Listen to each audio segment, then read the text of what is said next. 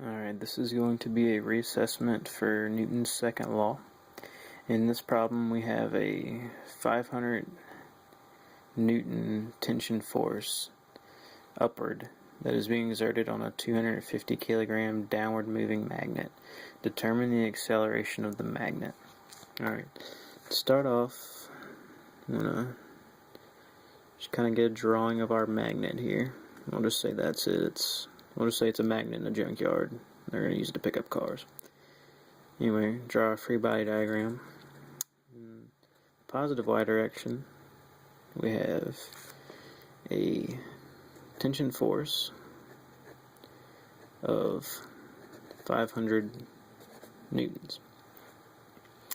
And downward, we have force of gravity, which is going to be mass times gravity. And the mass was 250 kilograms. So it's going to be Fg equals 250 times negative 9.8 meters per second squared, which is going to give us Fg is equal to negative 2,450 newtons. Alright, so that's our free body diagram. We're going to make this the x-axis, and then going up will be the y-axis. Make that a little bit clearer. Y. Okay. So we know the forces in each direction now for y. And since there's no forces in the x direction, we're just going to go ahead and write that F net x is equal to 0. Alright. So now we need to figure out everything in the y direction, which we just finished calculating.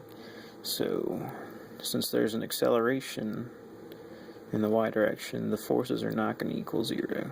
So F net y is going to equal 500 newtons from our tension plus negative 2,450 from gravity, from the mass times the gravity. Alright, and once you add those up, you get F net y equals negative 1,950.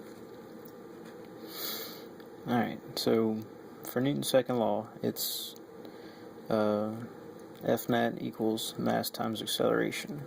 And since we're doing the y direction here, it'll be F net y equals mass times acceleration in the y direction. And we just figured out what the net forces were. It was negative 1,950.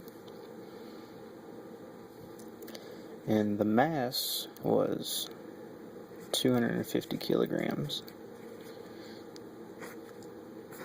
And that would be times acceleration. Alright, so to find acceleration, you need to divide both sides by 250. Start running out of room, so we'll go back to the top here. And that'll be negative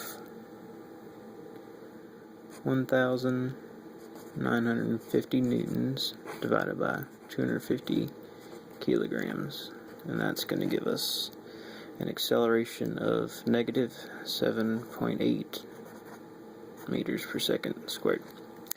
And the reason why it's negative is because it's going downward, and so that's the negative y direction. And that's it.